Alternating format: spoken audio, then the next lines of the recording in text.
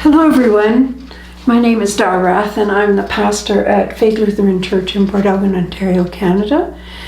And each week I bring you a story. Sometimes they're funny, sometimes they're interesting, sometimes they stimulate your interest. And today the story is from a book called Kindness Matters by Amy Newmark.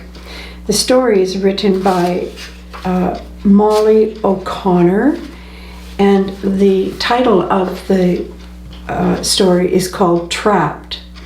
And this is a story about two women, Jess and Molly, who are driving from Ottawa, Canada to Arizona for a 3 months holiday. And they are from Ottawa, Canada. With lots of miles behind us, by noon, we pulled off somewhere in Kentucky at a rest stop that was like a glorious park. We would eat picnic style and have a welcome break for the car. After a brisk walk, we enjoyed salads and crackers and cheese. The sun was beaming down on us and we lounged in its warmth. However, the road beckoned, so reluctantly we headed for the car. Once the food was stashed in the trunk, I opened the back door, tossed my keys onto the front seat, and settled Bailey, our dog, before slamming the back door shut. For one last minute of pure ecstasy, we turned our faces to the sun to capture a few more rays before riding away. I pulled the handle of the driver's door. "Oh, Jess, the door's locked." "What do you mean locked? How could that happen?" Full realization of what we were dealing with washed over me with dread. The remote must have triggered the lock when I tossed it onto the driver's seat. Everything is locked inside, our purses, car keys, and Bailey. That's when I realized the danger. The temperatures had risen and my trusting pet was sealed inside a hot box with no water. Saying a quick prayer and practicing yoga breathing, I tried to calmly assess the situation. Surely the visitor center had an emergency phone. Running across the parking lot and onto the building, I was relieved to see a payphone. Posted above it was a local police number, and the call was free. I dialed the number. The call was answered by a soft-spoken voice with a masculine southern drawl. I needed a hero. Calmly, I explained the situation and asked for assistance. "Sorry, lady, this is the local station. You are on the interstate, so you need to contact the state troopers." Wait, don't hang up. I can't call them. I don't have any money. This is the only free number, and my purse is locked in the car too." "But lady, this is not our jurisdiction."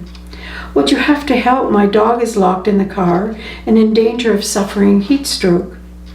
"Well, then you better call a local towing service. I'm sure they can open the vehicle." I sensed he was about to hang up. Please, she said. "You have to understand, I can't call anyone else but you." My tone was emphatic, frantic, and loud. My breathing was becoming rapid. He was still on the line. I calmed my voice. "Could you please call the towing company on my behalf?"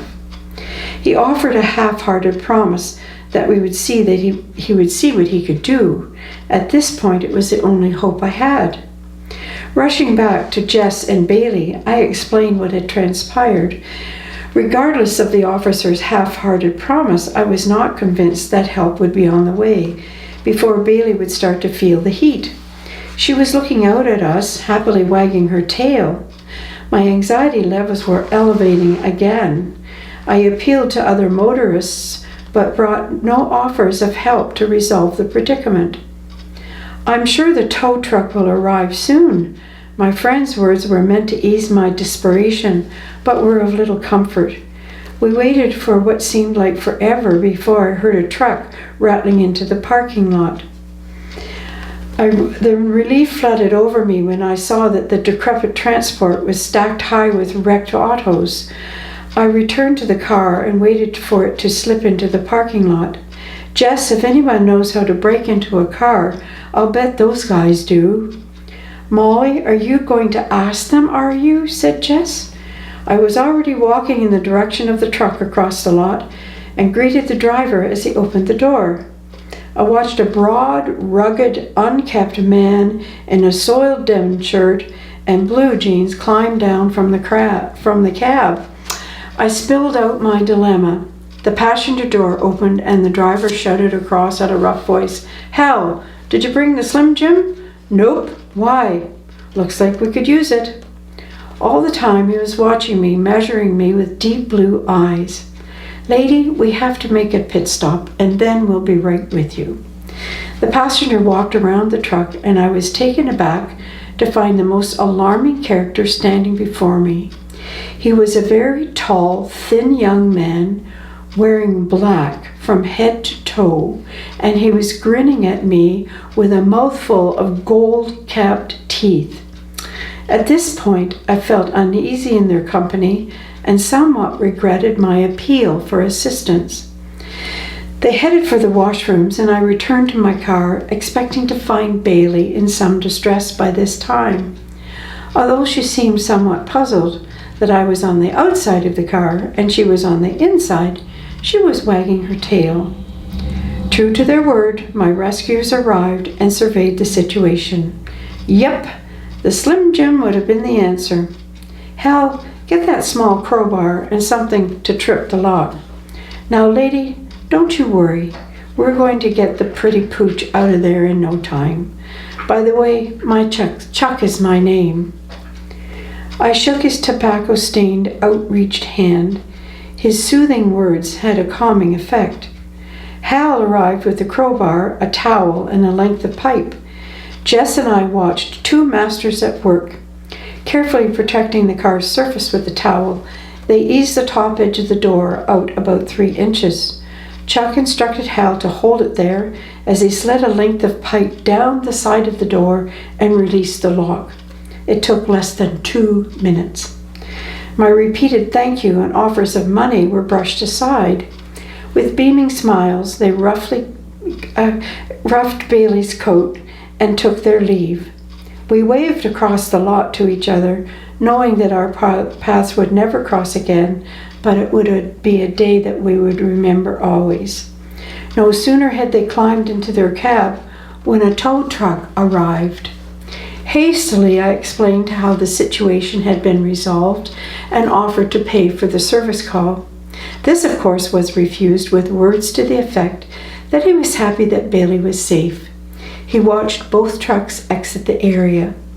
None of them looked at Jess, but just think, we met 3 heaven-sent Southern gentlemen. A story written by Molly O'Connor. I can remember going camping with my parents, and they opened the trunk of the car. My mom was taking all the stuff out that we were going to use for camping. She had thrown her keys into the back of the trunk and closed the trunk. Ooh, the keys inside.